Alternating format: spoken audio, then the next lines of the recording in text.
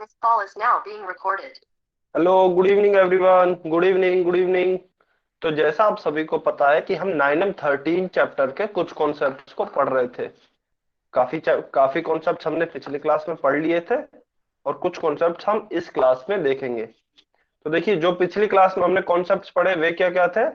सबसे पहला हमने पढ़ा था बेलन या फिर सिलेंडर। तो बेलन की शेप क्या होती है, किस शेप का बना हुआ होता है, हमने यह सब पढ़ा था।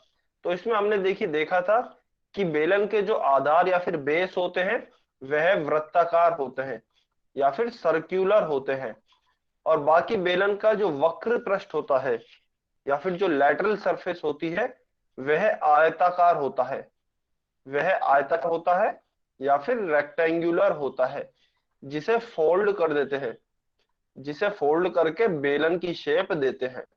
ये हमने पिछली क्लास में पढ़ा था बेलन के बारे में। फिर हमने देखा था शंकु या कोण क्या होता है। Good evening everyone, good evening. फिर हमने देखा था शंकु या फिर कोण क्या होता है। तो हमने देखा था कि यह नीचे से तो इसका जो बेस होता है वह सर्कुलर होता है, और ऊपर से यह कुछ ट्राइंगल की शेप का होता है। ट्राइंगल नहीं होता है एग्जैक्टली, ट्राइंगल के जैसा होता है। ट्राइंगल हमारा 2D होता है और कोण का जो हमारा ऊपरी हिस्सा होता है वह हमारा 3D होता है। तो एग्जैक्टली ट्राइंगल नहीं होता, ट्राइंगल के जैसा होता है। स्फेयर भी नहीं कह सकते। स्फेयर में क्या होता है, स्फेयर पूरा गोल होता है, लेकिन ये गोल नहीं होता। यह जो ऊपर का हिस्सा होता है यह गोल नहीं होता है। तो स्फेयर भी नहीं होता है, ट्राइंगल के जैसा होता है पर एग्जैक्ट ट्राइंगल नहीं होता। तो नीचे वाला जो हिस्सा होता है, जो बेस होता है, वह शंकु का भी वृत्ताकार ही होता है या फिर सर्कुलर ही होता है। और ऊपर वाला हिस्सा जो होता है ट्राइंगल की शेप का जैसा, उसे हम पार्श्व पृष्ठ या फिर वक्र पृष्ठ कहते हैं। तो इसे हम वक्र पृष्ठ कह सकते हैं या फिर कर्व्ड सरफेस कह सकते हैं। तो ये भी हमने पिछली क्लास में देखा था। फिर हमने देखे थे टोटल एरिया क्या होता है या फिर सरफेस एरिया कितने प्रकार का होता है। तो हमने देखा था सरफेस एरिया या फिर पृष्ठीय क्षेत्रफल दो प्रकार का होता है। एक तो होता है कुल पृष्ठीय क्षेत्रफल, जिसमें हम सभी पृष्ठों का क्षेत्रफल या फिर टोटल सरफेस का एरिया कैलकुलेट करते हैं। तो इस कुल पृष्ठीय क्षेत्रफल को हम टोटल सरफेस एरिया भी कहते हैं या फिर शॉर्ट में इसे टीएसए भी कहते हैं। फिर हमने देखा था वक्र पृष्ठीय क्षेत्रफल या फिर लैटरल सरफेस एरिया।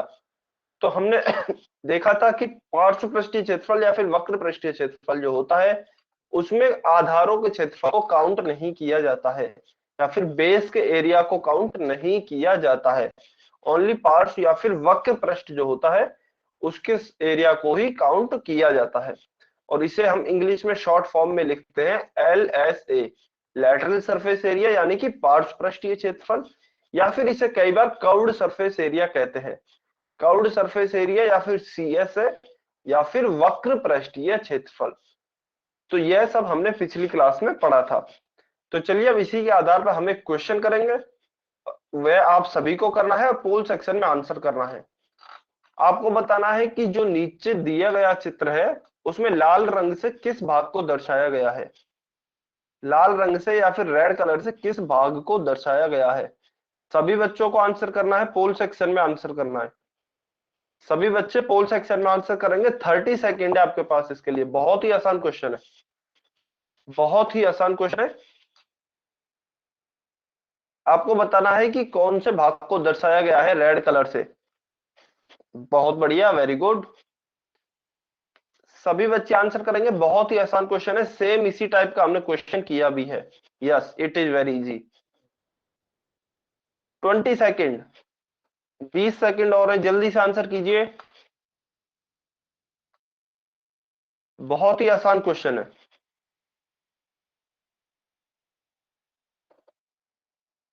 सभी बच्चे आंसर करेंगे, आंसर सभी बच्चे करेंगे।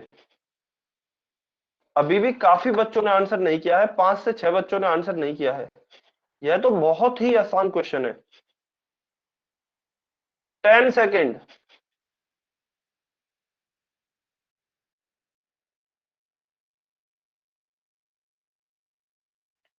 5, 4, 3, 2, 1।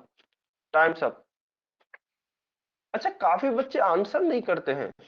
आंसर आप सभी बच्चों को करना है। क्वेश्चन सॉल्व अगर आप करोगे नहीं तो मुझे यही पता नहीं लगेगा कि कितने बच्चे गलत कर रहे हैं और कितने बच्चे सही कर रहे हैं। अगर आप सभी आंसर नहीं करोगे तो मुझे पता ही नहीं लगेगा कि कितने बच्चों के कॉन्सेप्ट समझ में आया है, कितने बच्चों का कॉन्सेप्ट नहीं समझ में आया है। तो आप सभी को सॉल्व करना है क्वेश्चन और आंसर सभी बच्चों को करना है। उससे कम से कम मुझे यह पता लगेगा कि हाँ आपको समझ में आ गया या नहीं आया, और अगर नहीं आया तो मैं उसे दोबारा से एक्सप्लेन कर सकता हूँ। तो देखिए आपको दिया गया है कि लाल रंग से कौन सा क्षेत्र दिया गया है। तो अगर आपको ध्यान हो तो देखिए इसमें बेस या फिर आधारों को काउंट नहीं किया गया है। जो हमारे ये दो आधार हैं, आधार 1 एंड आधार 2, जो कि वृत्ताकार होते हैं या फिर सर्कुलर होते हैं, इनको काउंट नहीं किया गया है। ओनली हमारे वक्र पृष्ठ को ही काउंट किया गया है, जो हमारा रेड कलर से दर्शाया गया है। तो हम जानते हैं कि इस वाले क्षेत्र को हम वक्र पृष्ठ या फिर लैटरल सरफेस बोलते हैं। तो क्योंकि इस एरिया में हमारे आधार या बेसिस को काउंट नहीं किया गया है, तो इसीलिए यह हमारा एरिया वक्र पृष्ठीय क्षेत्रफल या फिर लैटरल सरफेस एरिया हो जाएगा। तो इसका हमारा आंसर हो जाएगा ऑप्शन बी, वक्र पृष्ठीय क्षेत्रफल। बहुत ही आसान क्वेश्चन था। और अगर हमसे पूछा जाता कि बताइए टोटल सरफेस पूरा, अगर ये मान लीजिए पूरा ही रेड कलर का होता, यह पूरा ही रेड कलर का होता, तो इसमें हमारे आधारों का एरिया भी काउंट हो जाता और फिर यह हमारा संपूर्ण पृष्ठीय क्षेत्रफल हो जाता या फिर टोटल सरफेस एरिया हो जाता। यस। तो देखिए अब हमने एरिया की तो बात कर ली, हमने एरिया की बात कर ली। अब हम कुछ एरिया की यूनिट्स की बात करते हैं। एरिया की यूनिट्स क्या होती है, क्योंकि यूनिट्स आपको काफी काम आएंगी जब आप क्वेश्चंस को सॉल्व करोगे। तो देखिए क्षेत्रफल की यूनिट्स को भी बताने से पहले मैं आपको लंबाई की यूनिट्स बताना चाहता हूँ। लंबाई की इकाइयां, लंबाई की इकाइयां या फिर जिन्हें हम कहते हैं units of length, units of length. तो इसका आप स्क्रीनशॉट भी ले सकते हैं जब ये पूरा एक्सप्लेन हो जाए। तो देखिए लंबाई क्या होती है, लंबाई आप सभी को पता है। नॉर्मली हम काफी चीजों की लंबाई नापते हैं, जैसे कि कोई रस्सी हो गई उसकी हम लंबाई नापते हैं, और कुछ भी चीज हो गई, मान लीजिए कोई हम रोड्स होते हैं जो रोड्स की भी लंबाई नापते हैं, ये इतने किलोमीटर का रोड है। या फिर और भी डिफरेंट चीजों की हम लंबाई नापते हैं, कोई एक हमें रेखाखंड दिया गया है उसकी भी लंबाई नापते हैं। तो आप सभी को कमेंट में सबसे पहले यह बताना है कि हम नॉर्मल रेखाखंड की लंबाई नापने के लिए कौन से इंस्ट्रूमेंट का यूज करते हैं। लंबाई को हम किससे मापते हैं, मान लीजिए मुझे कोई एक रेखाखंड दिया गया है, कोई मुझे इस तरह का एक रेखाखंड दिया गया है, यह तरह का। तो मुझे इसकी लंबाई नापनी है ए बी की, रेखाखंड ए बी की लंबाई नापनी है। मैं किसका यूज करूंगा, मैं किसका यूज करूंगा लंबाई नापने के लिए।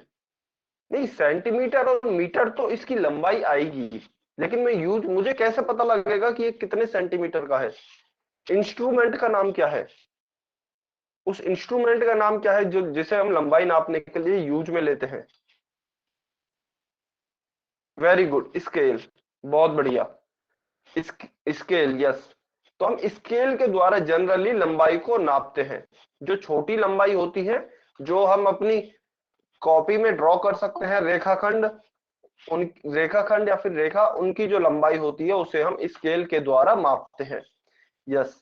तो देखिए जो कई बार आपने देखा होगा कि लंबाइयों को हम अलग अलग यूनिट्स में नापते हैं। तो लंबाई की यूनिट्स क्या क्या होती हैं जनरली, सबसे पहली होती है मिलीमीटर, सबसे पहले होती है मिलीमीटर, जिसे हम शॉर्ट में एमएम लिखते हैं, एमएम।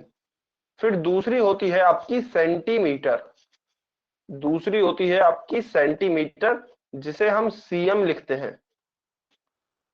तीसरी या फिर थर्ड आपकी यूनिट होती है मीटर, जिसे हम एम लिखते हैं। और फोर्थ आपकी होती है किलोमीटर,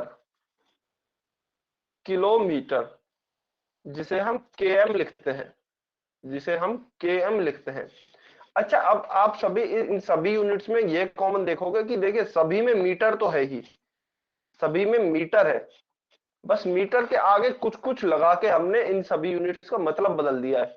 जैसे पहली में हमने मिली लगाया मीटर के आगे तो वह मिलीमीटर हो गया, दूसरी में हमने सेंटी लगा दिया तो वह सेंटीमीटर हो गया, तीसरी में मीटर ही है, मीटर का आगे कुछ नहीं लगाया तो वो सिंपल मीटर है, और चौथी हमने किलो लगा दिया तो वह किलोमीटर हो गया। तो देखिए यूनिट्स हमने, हमारी इतनी यूनिट्स बनाई क्यों हमने? इसके अलावा भी बहुत सी यूनिट्स होती हैं, जैसे कि आपने देखी होगी कि फुट भी होती है, फुट या फिर फीट जिसे कहते हैं, फीट भी होती है, इंच भी होती है। तो काफी यूनिट्स होती हैं लेंथ की या फिर लंबाई की। इसके अलावा और भी काफी सारी यूनिट्स होती हैं, लेकिन हमारे जो काम की है वो यह चार ही हैं जो ऊपर लिखी है। इसलिए मैंने बाकी और यूनिट्स के बारे में नहीं बता रहा हूं, लेकिन काफी सारी यूनिट्स होती हैं लंबाई की। तो देखिए सबसे पहले बात आती है कि हमने इतनी सारी यूनिट्स बनाई ही क्यों, कोई एक ही यूनिट क्यों नहीं बनाई?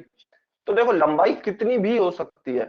मान लीजिए लंबाई, एक रेखाखंड की लंबाई यह भी हो सकती है, एक रेखाखंड की लंबाई यह भी हो सकती है, और एक रेखाखंड की लंबाई यह भी हो सकती है। और इसके अलावा यह तो चलिए रेखाखंड है, फिर मान लीजिए मुझे कोई रस्सी की लंबाई नापनी हो, तो रस्सी की लंबाई इस रेखाखंड से काफी लंबी हो सकती है।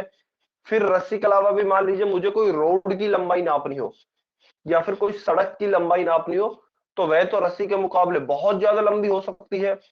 तो हमारे यूज के आधार पे या फिर हमारे उपयोग के आधार पे हमने अलग अलग यूनिट्स बनाई है। अब मान लीजिए मुझे यह रेखाखंड नापना हो, पहला वाला, तो इसे मैं किस में नापूंगा? इसे या तो मैं मिलीमीटर में नापूंगा या फिर सेंटीमीटर में नापूंगा। दूसरी वाला रेखाखंड है उसे भी मैं मिलीमीटर में नापूंगा या फिर सेंटीमीटर में नापूंगा, क्योंकि यह जनरली छोटी यूनिट्स होती है। ऊपर वाली जो यूनिट्स है मिलीमीटर और सेंटीमीटर, यह छोटी यूनिट्स होती है। तो कोई छोटी चीज को नापने के लिए हम जनरली इन यूनिट्स का उपयोग करते हैं। जैसे कि हमारी बुक की लंबाई हो गई, कोई भी बुक हो गई, या फिर कोई भी छोटी डोरी हो गई, उसको नापने के लिए हम मिलीमीटर या फिर सेंटीमीटर की यूनिट्स का ही उपयोग करते हैं। अब मान लीजिए मुझे कोई एक वायर है, कोई भी एक बिजली का वायर है, या फिर तार है, या फिर कोई रस्सी है, तो उसको मैं जनरली किस में नापता हूं? उसकी लंबाई, क्योंकि इन रेखाखंड से लंबा होता है वो, तो इसलिए मैं उसे जनरली मीटर में नापता हूं।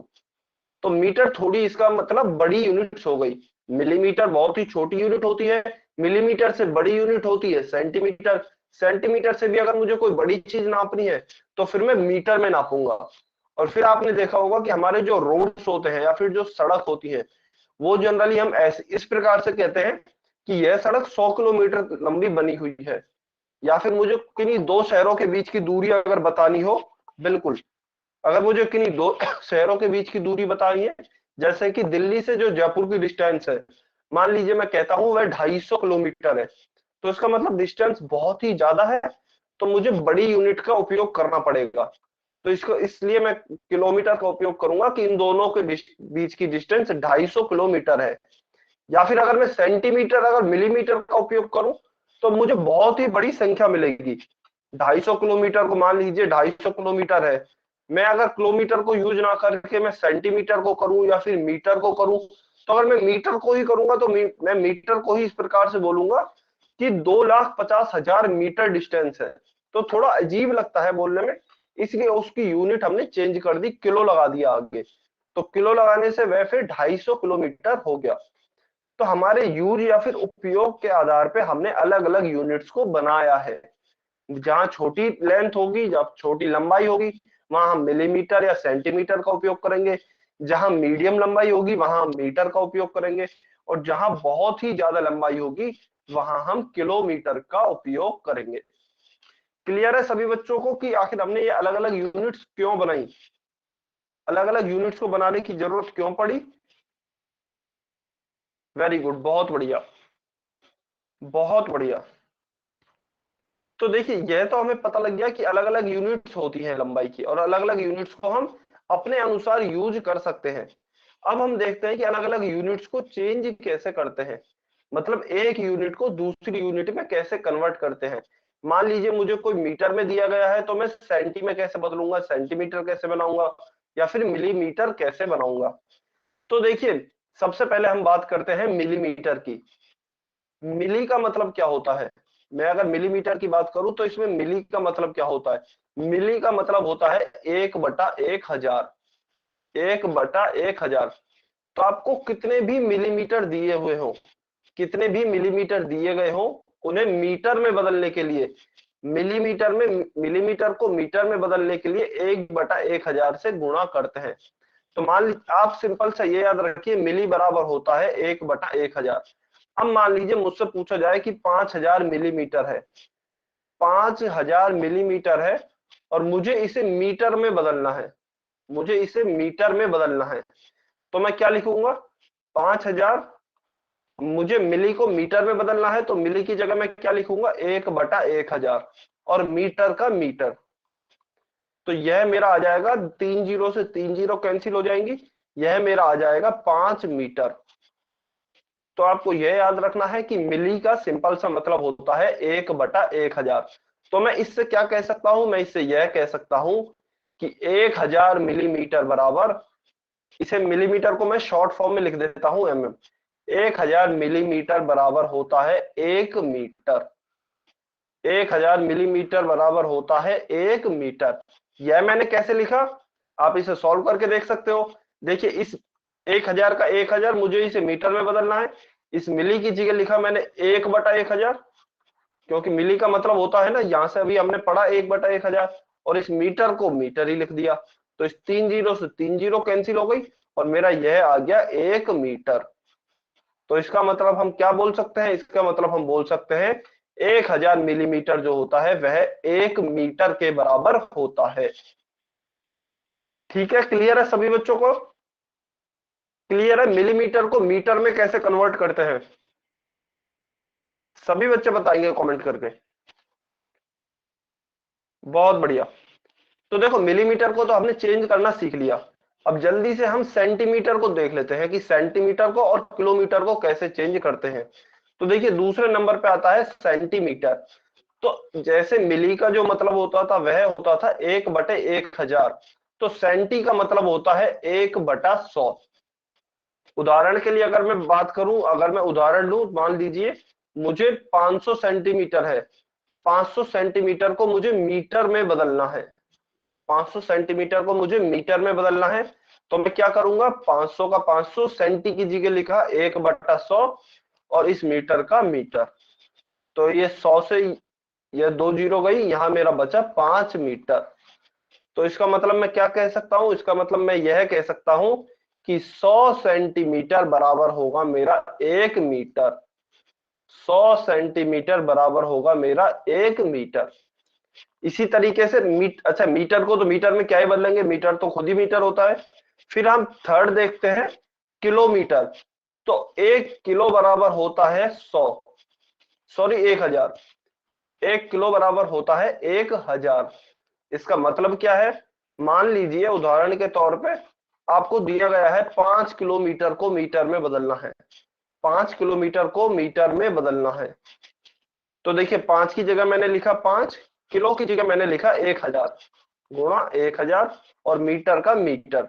तो यह आ गया मेरा 5000 किलोमीटर, 5000 मीटर, सॉरी 5000 मीटर। तो मेरा 5 किलोमीटर क्या हो गया, 5000 मीटर।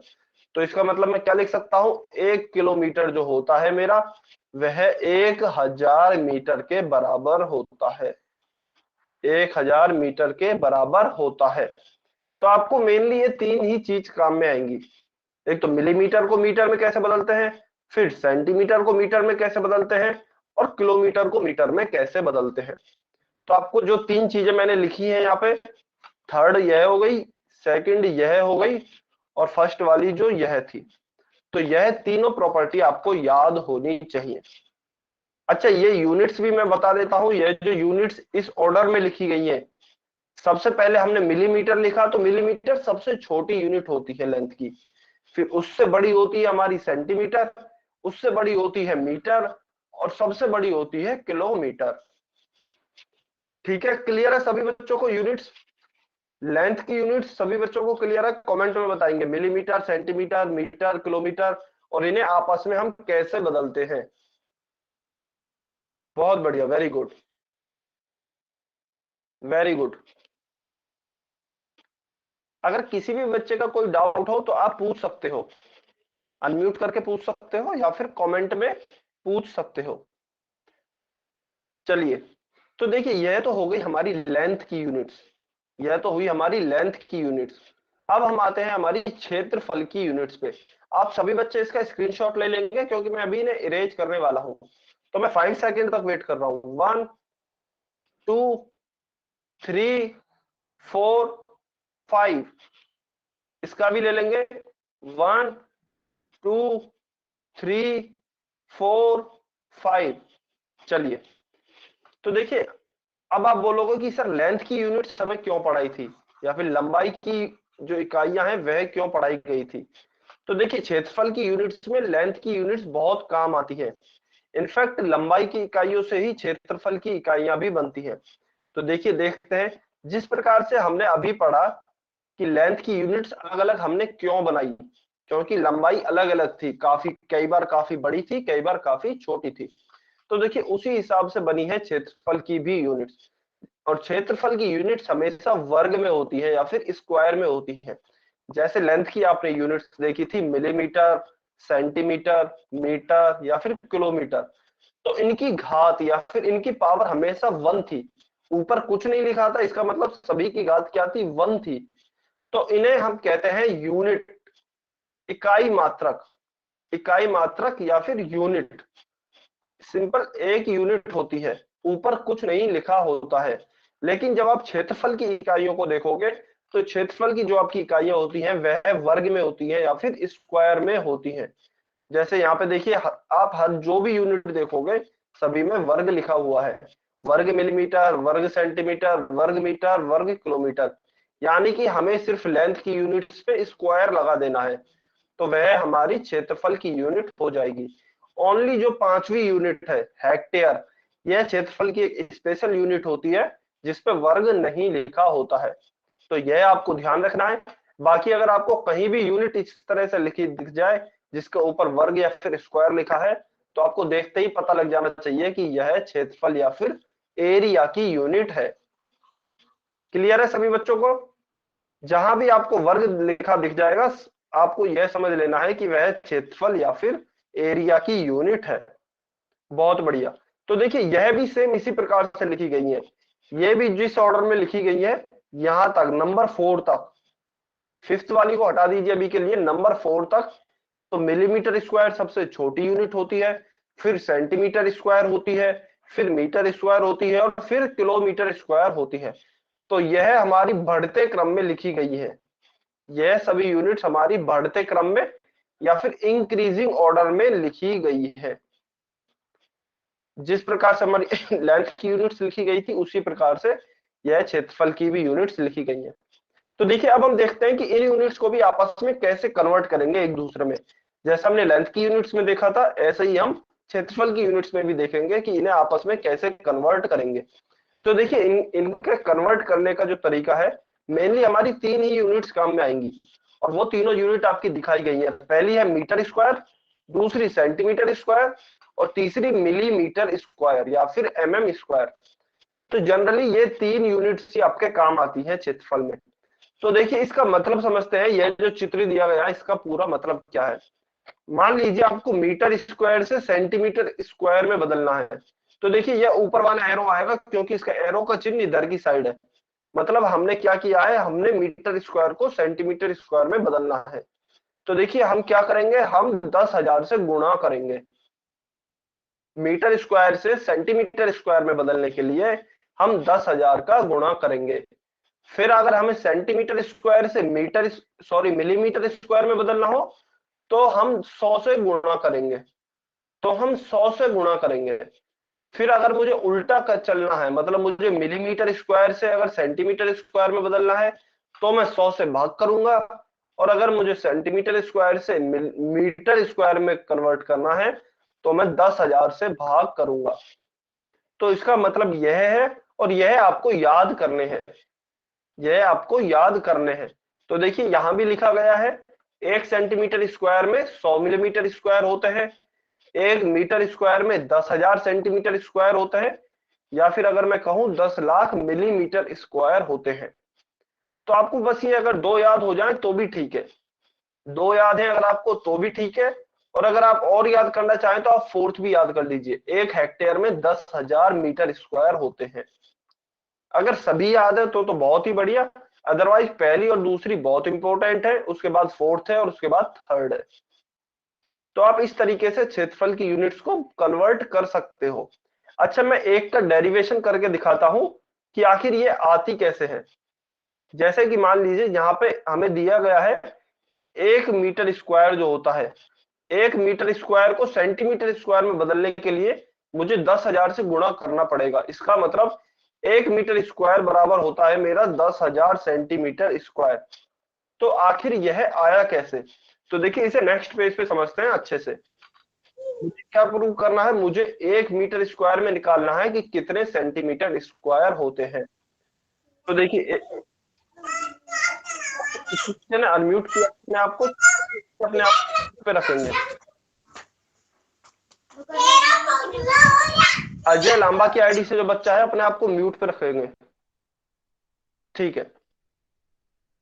तो देखिए, हम देखते हैं कि आखिर यूनिट्स का डेरिवेशन होता कैसे है। मुझे 1 मीटर स्क्वायर को सेंटीमीटर स्क्वायर में बदलना है। तो देखिए, 1 मीटर स्क्वायर को मैं क्या लिख सकता हूं?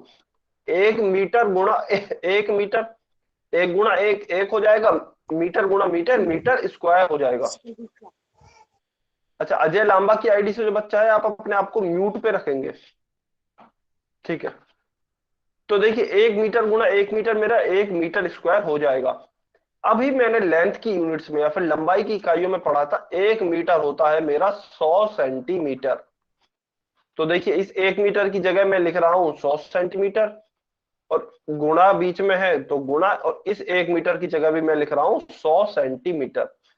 तो देखिए, 100 गुणा 100 तो हो गया है 10,000, और सेंटीमीटर गुणा सेंटीमीटर हो गया है सेंटीमीटर का स्क्वायर। तो मेरा क्या आ गया? मेरा आ गया 1 मीटर स्क्वायर बराबर 10,000 सेंटीमीटर स्क्वायर। तो अगर आप भूल भी जाओ तो आप इस तरीके से निकाल भी सकते हो, लेकिन इसमें थोड़ा टाइम लगेगा, 3-4 स्टेप लगेंगी। इससे अच्छा है कि आप इन्हें याद ही रखो। इस तरीके से आप बाकी की यूनिट्स को भी निकाल सकते हो, जैसे सेंटीमीटर स्क्वायर को मिलीमीटर स्क्वायर में बदलना, या फिर आप इन्हें रिवर्स ऑर्डर में भी निकाल सकते हो। ठीक है, सभी बच्चों को क्लियर है? एरिया की यूनिट्स और लेंथ की यूनिट्स दोनों पढ़ लिया हमने। लेंथ की यूनिट्स भी हो गई है हमारी, एरिया की यूनिट्स भी हो गई हैं। क्लियर है सभी बच्चों को? जल्दी से बताएंगे कमेंट में सभी बच्चे। बहुत बढ़िया। अच्छा, किसी भी बच्चे को अगर समझ में नहीं आया है तो वो कमेंट में या फिर अनम्यूट करके बता सकता है। सभी बच्चों को क्लियर है? वेरी गुड, बहुत बढ़िया। चलिए, अगर सभी बच्चों को क्लियर है तो जल्दी से इस पे हम एक क्वेश्चन करते हैं। इस पे जल्दी से एक क्वेश्चन करते हैं, क्वेश्चन नंबर। अच्छा, इस पे क्वेश्चन नहीं है, चलिए क्वेश्चन मैं आपको वैसे ही देता हूं। क्वेश्चन मैं आपको वैसे ही देता हूं। आपको बताना है कि 5 मीटर स्क्वायर में कितने सेंटीमीटर स्क्वायर होंगे। 5 मीटर स्क्वायर में कितने सेंटीमीटर स्क्वायर होंगे? आपको आंसर कमेंट सेक्शन में करना है। 5 मीटर स्क्वायर में कितने सेंटीमीटर स्क्वायर होंगे? सभी बच्चे सॉल्व करेंगे और कमेंट में आंसर करना है सभी बच्चों को। वेरी गुड, बहुत बढ़िया।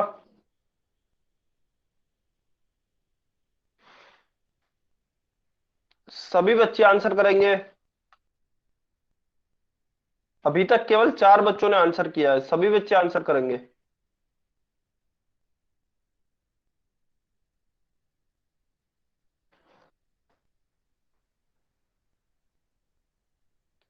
अच्छा, कोई भी बच्चा कॉपी नहीं करेगा, सबसे पहले आपको कैलकुलेट करना है फिर अपना आंसर लिखना है। कोई भी बच्चा डायरेक्ट कॉपी नहीं करेगा।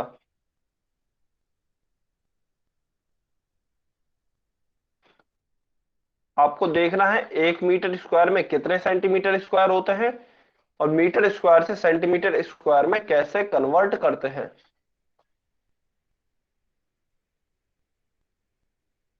जल्दी से आंसर करेंगे, 30 सेकंड और हैं आपके पास।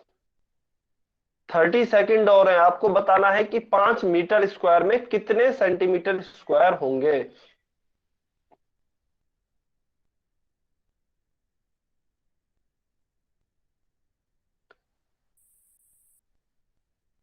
अच्छा, और बच्चे, सभी बच्चों को आंसर करना है? आंसर सभी बच्चों को करना है, केवल अभी तक 4 ही बच्चों ने आंसर किया है। सभी बच्चे आंसर करेंगे।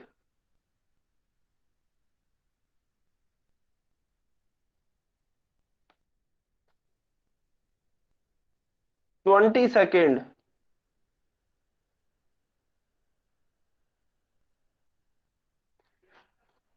नहीं, स्टूडेंट लेस नहीं है, स्टूडेंट है। स्टूडेंट फिर भी है, लेकिन आंसर नहीं करते हैं बहुत बच्चे, मैंने ये नोटिस किया है। काफी बच्चे आंसर नहीं करते हैं। 10 सेकेंड।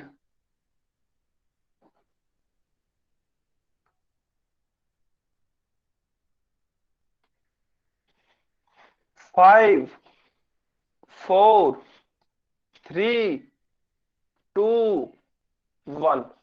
Times up. तो देखिए, अभी हमने देखा, यह तो बहुत ही आसान क्वेश्चन है। 1 मीटर स्क्वायर में हमने देखा कितने सेंटीमीटर स्क्वायर होता है, 10,000। तो देखिए, 5 में कितना होंगे, 5 × 10,000। तो यह तो हमने, बहुत ही आसान क्वेश्चन है। 50,000 सेंटीमीटर स्क्वायर। अच्छा, अब हम ये देखते हैं कि सर आखिर हमने यह कन्वर्जन पढ़ा क्यों। जो हमने मीटर स्क्वायर को सेंटीमीटर स्क्वायर में बदलना सीखा, मिलीमीटर स्क्वायर में बदलना सीखा, आखिर सर हमने यह पढ़ा क्यों। तो देखिए, जब भी आप कोई भी ऑपरेशन करते हैं या कोई भी गुणा भाग करते हैं, तो हमेशा वह सेम यूनिट्स के बीच ही होता है। उदाहरण के लिए, एग्जाम्पल के तौर पे मैं एक क्वेश्चन बता रहा हूं, आपको ध्यान से सुनना है। मान लीजिए मेरे पास कोई भी दो क्षेत्र है, कोई भी दो क्षेत्र है, या फिर कोई भी दो खेत है, या फिर दो फील्ड है। उनमें से एक का जो एरिया है वह है मेरा 100 मीटर स्क्वायर। 100 मीटर स्क्वायर एक का एरिया है, और दूसरे का जो एरिया है वह है मेरा 40,000 सेंटीमीटर स्क्वायर। पहले का एरिया है मेरा 100 मीटर स्क्वायर, और दूसरे का एरिया है मेरे पास 40,000 सेंटीमीटर स्क्वायर। तो बताइए मेरे पास टोटल एरिया कितना है। तो बताइए मेरे पास टोटल एरिया कितना है, यह क्वेश्चन है। आपको सॉल्व नहीं करना, मैं बस बता रहा हूं कि आखिर हमने यूनिट का कन्वर्जन क्यों पढ़ा। तो देखिए, पहला जो मेरा खेत है उसका एरिया है 100 मीटर स्क्वायर। दूसरे खेत का जो मेरा एरिया है वह है 40,000 सेंटीमीटर स्क्वायर। तो मुझे निकालना है मेरे पास टोटल कितना खेत है, या फिर टोटल कितना क्षेत्रफल है मेरे पास खेत का। तो देखिए, अगर आप ध्यान से देखोगे, तो यहाँ पे मेरा मीटर स्क्वायर है, और यहाँ पे मेरा सेंटीमीटर स्क्वायर है। तो काफी बच्चे क्या करेंगे, जल्दबाजी में 100 + 40,000 कर देंगे, और लिख देंगे सर 40,100। टोटल एरिया आपके पास यह है, लेकिन यह गलत होगा। क्योंकि अगर आप ध्यान से देखोगे, तो एक क्षेत्रफल, एक जो खेत है उसका क्षेत्रफल सेंटीमीटर स्क्वायर में है, दूसरे खेत का क्षेत्रफल मीटर स्क्वायर में है। तो देखिए, हमें दोनों की यूनिट्स को सेम करना पड़ेगा जोड़ने के लिए। है तो हमें जोड़ना ही, क्योंकि हमें टोटल एरिया निकालना है, लेकिन जोड़ने से पहले हमें दोनों की यूनिट्स को सेम करना पड़ेगा। तो हमारे पास देखिए दो रास्ते हैं। पहला रास्ता यह है कि इस मीटर स्क्वायर को ही मैं सेंटीमीटर स्क्वायर में बदल लूं, या फिर दूसरा रास्ता यह होगा कि इस सेंटीमीटर स्क्वायर को मैं मीटर स्क्वायर में बदल लूं। कहने का मतलब, दोनों की यूनिट्स हमारी सेम होनी चाहिए। तो मैं मेथड 1 से सॉल्व कर रहा हूं। मेथड 1 मतलब मैं इस मीटर स्क्वायर को सेंटीमीटर स्क्वायर में बदल रहा हूं। तो देखिए, 100 मीटर स्क्वायर है मेरा एरिया, और 1 मीटर स्क्वायर में 10,000 सेंटीमीटर स्क्वायर होते हैं। तो इसको मैंने गुणा किया 10,000 से, और यह हो गया मेरा सेंटीमीटर स्क्वायर। तो मेरा टोटल एरिया जो आ जाएगा वह आएगा मेरा 10 लाख। 10 lakh centimetre square. और जो दूसरा मेरा खेत है उसका क्षेत्रफल कितना है, 40,000 सेंटीमीटर स्क्वायर। तो दूसरे खेत का तो सेंटीमीटर स्क्वायर में है, तो उसे ऐसे ही रहने देते हैं। फिर हम इन दोनों को जोड़ देंगे। अब मैं दोनों को जोड़ सकता हूं, क्योंकि दोनों की यूनिट सेंटीमीटर स्क्वायर में आ गई हैं, मतलब सेम यूनिट्स आ गई हैं। तो मैं जोड़ दूंगा 10 लाख +40,000 तो ये मेरा आ जाएगा 10,40,000 सेंटीमीटर स्क्वायर। यह मेरा आ जाएगा 10,40,000 सेंटीमीटर स्क्वायर। अब यह मेरा सही आंसर होगा।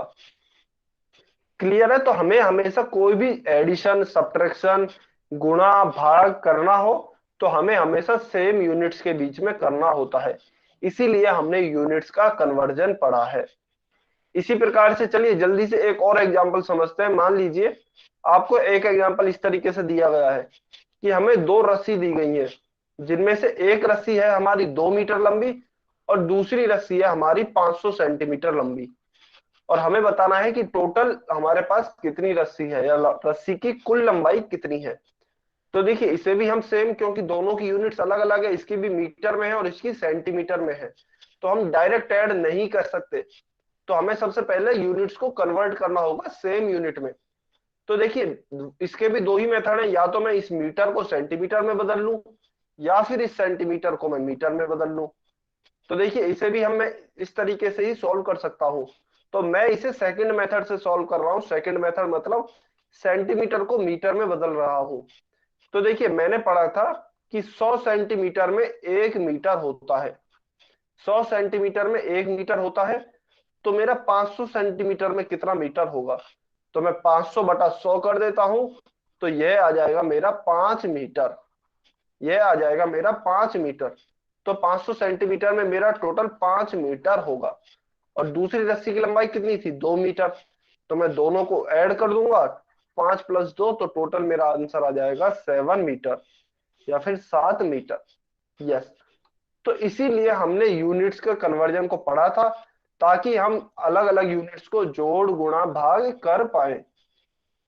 ठीक है, सभी बच्चों को क्लियर है? जल्दी से कमेंट में बताएंगे सभी बच्चों को क्लियर है कि यूनिट्स का कन्वर्जन हमने क्यों पढ़ा, यूनिट्स को कब कन्वर्ट करते हैं, यूनिट्स क्या क्या होती हैं, उन्हें कैसे कन्वर्ट करते हैं। क्योंकि यूनिट्स में बहुत गड़बड़ी होती है और बहुत ज्यादा बच्चों को कंफ्यूजन भी रहता है कि सर हम यूनिट्स को कन्वर्ट कर ही क्यों रहे हैं। वेरी गुड, बहुत बढ़िया, बहुत बढ़िया। चलिए यह क्लियर है, तो अब हम अपने आज के टॉपिक पे चलते हैं। आज का हमारा टॉपिक था आयतन। तो हम वापस से आज अपने टॉपिक पे चलते हैं। हमारा आज का टॉपिक है आयतन। फिर हम देखेंगे कि आयतन की इकाइयां क्या होती हैं या फिर यूनिट्स ऑफ वॉल्यूम क्या होता है और उन्हें कैसे कन्वर्ट करते हैं। हमने लेंथ की देख ली, एरिया की देख ली। अब हम देखेंगे वॉल्यूम या फिर आयतन की इकाइयां और उनका रूपांतरण। उससे पहले हम देखते हैं कि आयतन क्या होता है या फिर वॉल्यूम क्या होता है। देखिए वॉल्यूम को अगर मैं आपको बिल्कुल सिंपल भाषा में समझाऊं तो वॉल्यूम होता है कि मान लीजिए कोई भी ठोस है या फिर कोई भी एक सॉलिड ऑब्जेक्ट है, तो उसमें टोटल कितना मटेरियल भरा गया है। उसमें कितना मटेरियल भरा गया है, अधिकतम अधिकतम उसमें कितना मटेरियल भरा गया है, वह उसका आयतन या फिर वॉल्यूम कहलाता है। उदाहरण के तौर पे मान लीजिए यह एक बॉक्स है, यह सॉलिड है, अंदर से खाली नहीं है, पूरा भरा हुआ बॉक्स है। तो इस बॉक्स को बनाने में कितना मटेरियल लगा है पूरे को, अंदर से भी यह सॉलिड भरा हुआ बॉक्स है, तो इस पूरे बॉक्स को बनाने में कितना मटेरियल लगा है, वह इसका आयतन कहलाएगा। अब सरफेस एरिया क्या होता था और आयतन क्या है? तो देखिए सरफेस एरिया में क्या होता था, केवल हम सरफेस का एरिया निकालते थे। सरफेस एरिया का नाम ही है सरफेस का एरिया या फिर पृष्ठों का क्षेत्रफल। तो सरफेस एरिया तो हमने इस प्रकार से निकाला था, 6 के 6 पृष्ठ निकाल लिए थे और उनको आपस में जोड़ दिया था 6 पृष्ठों के क्षेत्रफल को। लेकिन आयतन यह नहीं है, आयतन कहता है कि इसमें कितना मटेरियल भरा गया है, अंदर ऊपर तक कितना मटेरियल भरा गया है, वह इसका आयतन या फिर वॉल्यूम कहलाता है। तो देखिए मान लीजिए यह सभी ठोस है या फिर सॉलिड्स है। तो जैसे यह बॉल है या फिर यह कोई भी एक हमें बॉक्स या फिर क्यूब दिया गया है या फिर यह आइस क्यूब है। तो इस आइस क्यूब में अंदर कितना पानी भरा गया है टोटल, एक आइस क्यूब में अंदर टोटल कितना पानी भरा गया है, तो यह इसका आयतन या फिर वॉल्यूम कहलाएगा। सेम इस बॉक्स में, इस बॉल में, इन्हें बनाने में अंदर टोटल कितना मटेरियल भरा गया है, यह खाली नहीं है, आपको ध्यान रखना है, यह सभी भरे हुए हैं या फिर सॉलिड है। तो इनको बनाने में कितना मटेरियल लगाया गया है, वही उस वस्तु या फिर उस ठोस वस्तु का आयतन कहलाएगा या फिर वॉल्यूम कहलाएगा। क्लियर है सभी बच्चों को कि पृष्ठीय क्षेत्रफल या फिर क्षेत्रफल और आयतन में क्या फर्क होता है?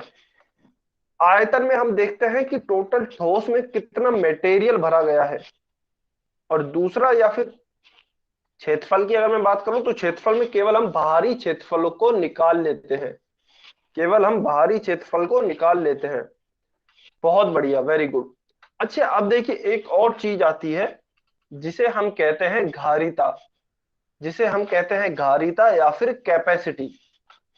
अब ये घारिता और कैपेसिटी क्या होती है? एक तरीके से यह भी वॉल्यूम ही होता है, या फिर यह भी आयतन ही होता है, लेकिन यह जनरली हम लिक्विड चीजों के लिए यूज करते हैं, या लिक्विड या फिर द्रव चीजों के लिए यूज करते हैं, जैसे हवा हो गया, पानी हो गया, इत्यादि। तो देखिए क्या होता है फर्क आयतन और कैपेसिटी या फिर घारिता में। दोनों चीज एक ही है, दोनों का मान लगभग लगभग एक ही निकलता है। तो देखिए मान लीजिए यह अभी के लिए एक ठोस मेरा बॉक्स है या फिर सॉलिड बॉक्स है। तो मैं आयतन में यह कह रहा था कि इसमें टोटल कितना मटेरियल यूज हुआ है इसे बनाने में, अंदर से पूरा भरा हुआ है, तो इसे बनाने में कितना मटेरियल यूज हुआ है, वह मेरा आयतन कहलाएगा। दूसरी बात, अगर मैं कहता हूं मुझे इस बक्से की कैपेसिटी निकालनी है या फिर धारिता निकालनी है, तो मान लीजिए यह बॉक्स मेरा खाली है, यह बॉक्स अभी खाली है, ओनली ऊपर यह दिखाया गया है, लेकिन अंदर से यह पूरा मेरा बॉक्स खाली है। तो इसमें मैं मैक्सिमम कितना पानी भर सकता हूं या फिर कितना लिक्विड भर सकता हूं, वह मेरी कैपेसिटी कहलाएगी। तो मैं देखिए अगर एक तरीके से आपको देखा जाए, आप ध्यान से समझने की कोशिश करना, कि मैं इसमें उतना ही तो पानी भर सकता हूं जितना कि इसमें मटेरियल भरा जा सकता है। तो जितना मटेरियल भरा होगा वही मेरा आयतन कहलाएगा, और जितना मैं अधिकतम पानी भर सकता हूँ, पानी भी ऊपर तक ही भर सकता हूँ, तो वह मेरा गाढ़िता या फिर कैपेसिटी कहलाएगी। अच्छा, अजय लांबा की आईडी से जो बच्चा है अपने आप को म्यूट पे रखना है। तो घारिता या फिर मेरी कैपेसिटी होगी कि किसी भी चीज में मैं अधिकतम कितना लिक्विड डाल सकता हूं। जैसे कि उदाहरण के तौर पे मान लीजिए यह जग है, इस जग में अगर मैं पानी भरूं तो मानिए मैं पानी अधिकतम यहां तक भर सकता हूं, ऊपर तक। तो यह मेरी कैपेसिटी कहलाएगी या फिर घारिता कहलाएगी इस जग की। जबकि मान लीजिए अगर ये जग पहले से भरा हुआ होता, किसी मटेरियल से यह जग पहले से भरा हुआ होता, तो मैं कह देता कि यह जितना इसमें मटेरियल भरा हुआ है इस जग में, जितना इस जग में मटेरियल भरा हुआ है, वह मेरा आयतन या फिर वॉल्यूम कहलाएगा। तो बस आयतन में पहले से भरा हुआ होता है अधिकतम, जबकि कैपेसिटी में उसमें हम लिक्विड के रेफरेंस में बात करते हैं, या फिर द्रव के रेफरेंस में बात करते हैं कि कितना अधिकतम पानी भरा जा सकता है। क्लियर है? सभी बच्चों को क्लियर है? जैसे कि यह बॉक्स है, इसमें भी अगर मैं पानी को ऊपर तक भर दूं तो यह इसकी घारिता या फिर कैपेसिटी कहलाएगी। सभी बच्चों को क्लियर है कि आयतन या फिर कैपेसिटी क्या होती है? जल्दी से बताएंगे कमेंट में। अच्छा, रिपीट करना है, ठीक है। देखिए मान लीजिए कि यह कोई एक सॉलिड बॉक्स है, यह कोई एक सॉलिड या फिर ठोस वस्तु है। इसे बनाने में मेरा कितना मटेरियल लगा है, यह ऊपर तक या फिर अंदर से भरा हुआ है पूरा, तो इसमें कितना मटेरियल यूज हुआ है, वह इसका सिंपल सा आयतन होगा। और मान लीजिए अगर यह खाली है, अगर यह खाली है, मैं इसमें कितना अधिकतम लिक्विड भर सकता हूं या फिर कितना पानी भर सकता हूं, तो मैं ऊपर तक ही पानी भर सकता हूं, तो वह मेरी इसकी कैपेसिटी कहलाएगी या फिर घारिता कहलाएगी। अच्छा, कैपेसिटी वर्ड को हम नॉर्मली भी यूज करते हैं। कैपेसिटी को आप वर्ड को समझने की कोशिश कीजिए, कैपेसिटी हम किस मायने में यूज करते हैं। हम कई बार कहते हैं कि इस बच्चे की कैपेसिटी जो पढ़ने की है वह 5 घंटे है, इस बच्चे की 2 घंटे ही है। तो उस कैपेसिटी का मतलब यही होता है कि यह बच्चा अधिकतम 5 घंटे पढ़ सकता है, या फिर यह बच्चा अधिकतम 2 घंटे पढ़ सकता है। तो अगर मैं बात करूं इस बॉक्स की कैपेसिटी क्या होगी, तो इस बॉक्स की भी कैपेसिटी वही होगी जितना कि अधिकतम लिक्विड मैं इस बॉक्स में भर सकता हूं। प्रदीप नलवा की आईडी से जो बच्चा है वो अपने आप को म्यूट पे कर ले। Very good. तो यह मेरी कैपेसिटी होती है, जबकि आयतन होगा कि इसमें कितना मटेरियल अधिकतम भरा हुआ है, अगर यह कोई सॉलिड वस्तु है तो वह मेरा आयतन या फिर वॉल्यूम कहलाएगा। क्लियर है? निपी कुमार की आईडी से जो बच्चा है, अब क्लियर हुआ आपको? जल्दी से आंसर करेंगे निपी कुमार की आईडी से जो बच्चा है। ठीक है, वेरी गुड। चलिए तो देखिए, अब हम इसकी यूनिट्स को देखते हैं कि आखिर इनकी यूनिट्स क्या होती हैं, आयतन की यूनिट्स क्या होती है और धारिता या फिर कैपेसिटी की यूनिट्स क्या होती हैं। तो जैसे अभी हमने देखा कि जो लंबाई की यूनिट्स होती थी वो तो होती थी, देखिए, मिलीमीटर, सेंटीमीटर, मीटर या फिर किलोमीटर। यह होती थी हमारी लंबाई की यूनिट्स, जिन्हें हम इकाई मात्रक कहते थे, जिनकी पावर में 1 होता था। फिर हमारी आई थी एरिया की यूनिट्स, जो कि स्क्वायर में होती है हमेशा, millimetre square, centimetre square, metre square, kilometre square. यह होती थी हमारी एरिया या फिर क्षेत्रफल की यूनिट्स। फिर अगर मैं इनके दो वर्ग ना लगा के या फिर स्क्वायर ना लगा के क्यूब लगा दूं, मतलब घात में अगर मैं 3 लिख दूं, millimetre cube, centimetre cube, metre cube, kilometre cube, तो यह मेरी आयतन की इकाइयां हो जाती है या फिर वॉल्यूम की यूनिट्स हो जाती है। तो मेरी वॉल्यूम की यूनिट्स क्या क्या होंगी? Millimetre cube, centimetre cube, metre cube, kilometre cube. जहां भी आपको घात में 3 दिख जाए यूनिट में, इसका मतलब वह मेरी वॉल्यूम की इकाई है या फिर आयतन की इकाई है। तो जनरली हम किलोमीटर क्यूब को यूज में नहीं लेते हैं, क्योंकि किलोमीटर क्यूब बहुत ही ज्यादा बड़ी यूनिट हो जाती है, बहुत ही ज्यादा बड़ी यूनिट हो जाती है, जो कि हमारे दैनिक जीवन में उपयोग नहीं आती है या फिर बहुत कम आती है। तो इसलिए जनरली हम इन्हीं 3 यूनिट्स का यूज करते हैं, मिलीमीटर क्यूब, सेंटीमीटर क्यूब और मीटर क्यूब। तो यह हो गई हमारी आयतन की इकाइयां। फिर हमारी कैपेसिटी या फिर धारिता की इकाइयां क्या क्या होती हैं? तो देखिए, धारिता की इकाइयां आपकी इस तरह से होंगी, मिलीलीटर, लीटर, किलोलीटर। तो इनमें हमेशा लीटर कॉमन होगा। तो आपने जनरली देखा भी होगा, जैसे आप कई बार दूध वगैरह लेने जाते हो, तो जो लिक्विड चीजें होती हैं उन्हें हम लीटर से ही नापते हैं, लीटर से नापते हैं या फिर लीटर में ही नापते हैं। तो इन्हें हम जो, क्योंकि हम धारिता या फिर कैपेसिटी को नापने के लिए लिक्विड का यूज करते हैं, तो इसलिए इसकी यूनिट्स में लीटर होता है। फिर जैसा हमने लेंथ की यूनिट में देखा था, मिलीमीटर, सेंटीमीटर, किलोमीटर, इसी तरीके से कैपेसिटी की भी यूनिट हो जाएगी, मिलीलीटर, लीटर, किलोलीटर, सेंटीलीटर इत्यादि। तो ये हमारी होती है कैपेसिटी की यूनिट्स, और ये होती है हमारी वॉल्यूम या फिर आयतन की इकाइयां। अब हम देखेंगे, सबसे पहले देखेंगे कि आयतन की इकाइयों को आपस में कैसे बदला जाता है। मतलब मुझे मिलीमीटर क्यूब से सेंटीमीटर क्यूब में बदलना हो या फिर मीटर क्यूब से सेंटीमीटर क्यूब में बदलना हो, तो इन्हें मैं आपस में कैसे बदलूंगा। फिर मैं देखूंगा कि धारिता या फिर कैपेसिटी की इकाइयों को आपस में कैसे बदला जाता है। अच्छा, यह सेम होंगी बिल्कुल जैसी हमने लेंथ में पढ़ी थी ना। जैसे लेंथ में पढ़ी थी, मतलब मिली का मतलब यहाँ भी 1/1000 ही होगा, सेंटी है तो सेंटी का मतलब 1/100 ही होगा, और किलो का मतलब भी 1000 ही होगा। तो इन्हें आपको याद करने की जरूरत नहीं है। यह जैसी आपकी लेंथ की यूनिट्स थी, वैसे ही आपकी कैपेसिटी की यूनिट्स ही होंगी। तो फिर हम देखेंगे कि इन्हें आपस में कैसे बदलते हैं या फिर यूनिट्स ऑफ कैपेसिटी को आपस में कैसे बदलते हैं। फिर हम लास्ट में यह देखेंगे कि इन दोनों को आपस में कैसे बदलते हैं। मतलब मान लीजिए मुझे मिलीमीटर क्यूब को अगर मिलीलीटर में बदलना हो, या सेंटीमीटर क्यूब को मुझे लीटर में बदलना हो, तो इन्हें आपस में एक दूसरे में कैसे बदलेंगे, फिर हम यह देखेंगे यूनिट्स में। तो चलिए सबसे पहले हम देखते हैं कि वॉल्यूम की इकाइयों को आपस में कैसे बदलते हैं। तो वॉल्यूम की इकाइयों को बदलने के लिए यह चार्ट है, सेम उसी प्रकार से है जिस प्रकार से हमने क्षेत्रफल की इकाइयों में देखा था। मतलब मीटर क्यूब से सेंटीमीटर क्यूब में अगर मुझे बदलना है, तो मैं 10 लाख से गुणा करूंगा, 10 लाख से गुणा करूंगा। और यही मुझे अगर रिवर्स करना है, सेंटीमीटर क्यूब से मीटर क्यूब में बदलना है, तो फिर मैं 10 लाख से भाग करूंगा। इसी तरीके से अगर मुझे सेंटीमीटर क्यूब से मिलीमीटर क्यूब में बदलना है, तो मैं 1000 से गुणा करूंगा। अच्छा, यह भी अगर आपको याद करने की जरूरत नहीं है, इसे भी आप कैसे निकाल सकते हो। तो देखिए, इस तरीके से मैं निकाल सकता हूं।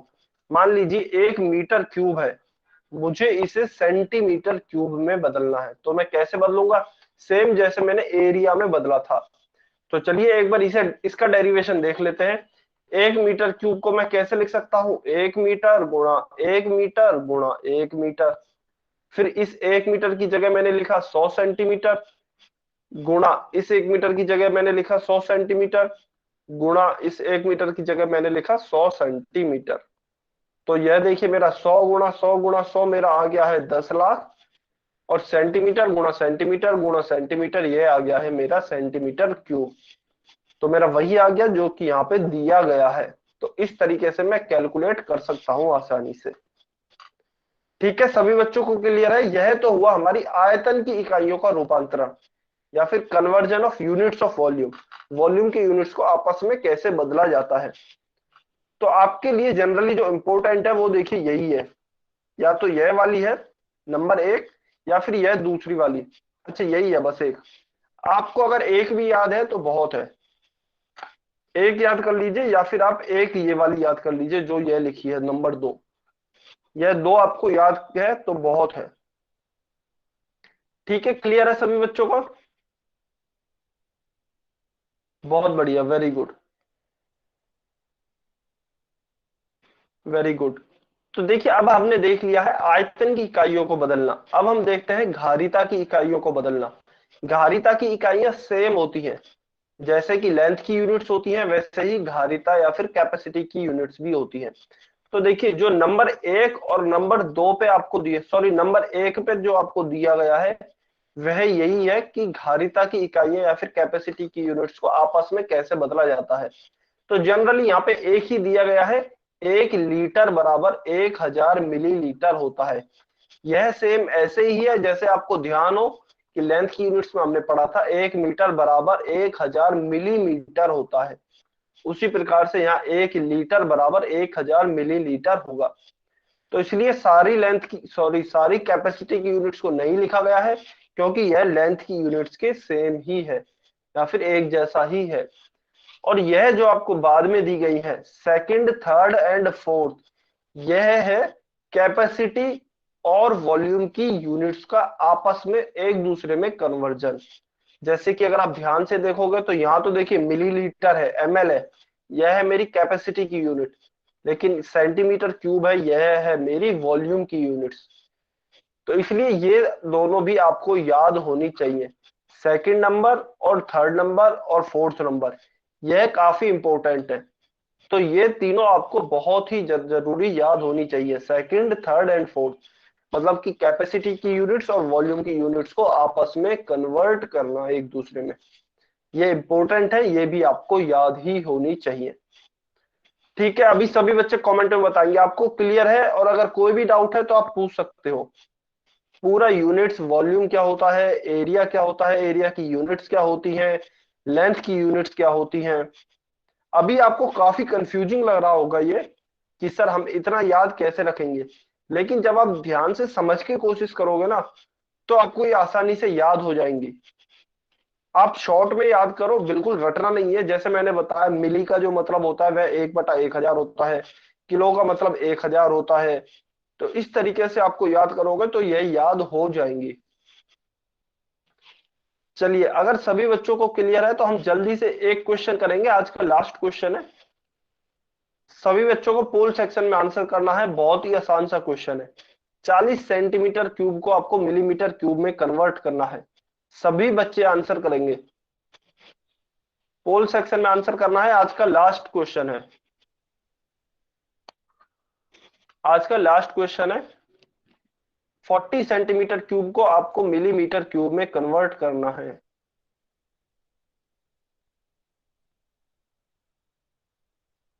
सभी बच्चे आंसर करेंगे इसका, सभी बच्चों को आंसर करना है।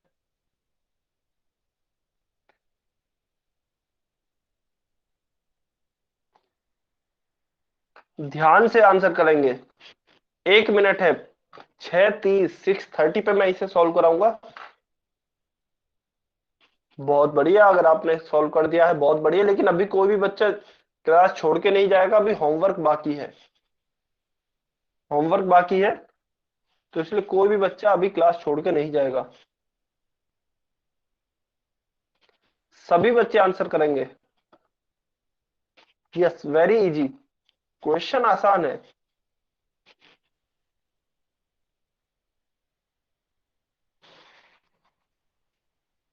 सभी बच्चे आंसर करेंगे।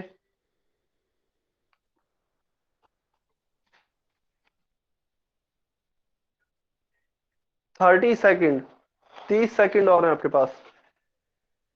अगर हो गया है तो बहुत बढ़िया। देखिए आप अपनी कैलकुलेशन एक बार दोबारा से चेक कर सकते हो, कहीं जल्दबाजी में गलत नहीं हो गई हो।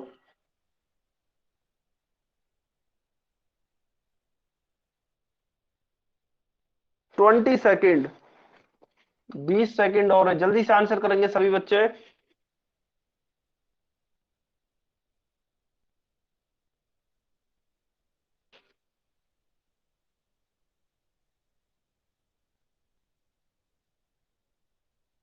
10 सेकेंड, 10 सेकेंड और है।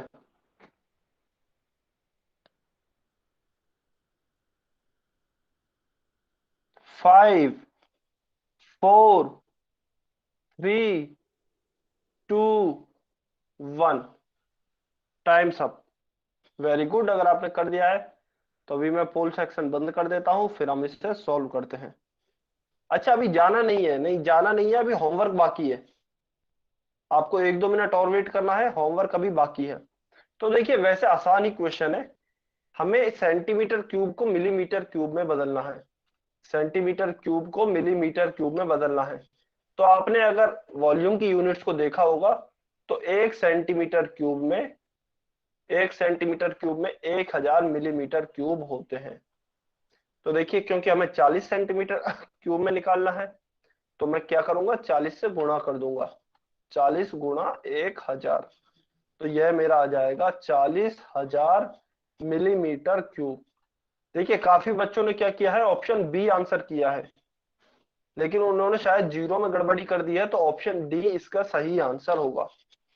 ऑप्शन डी इसका सही आंसर होगा, 40,000 मिलीमीटर क्यूब। चलिए, तो आपकी आज की क्लास यहीं पे खत्म होती है, बस अभी मैं होमवर्क दे रहा हूं, तो आपको 1 मिनट वेट और करना है। यस, अभी वेट करना है, अभी आपको होमवर्क दिया जाएगा, फिर आप क्लास से जा सकते हैं।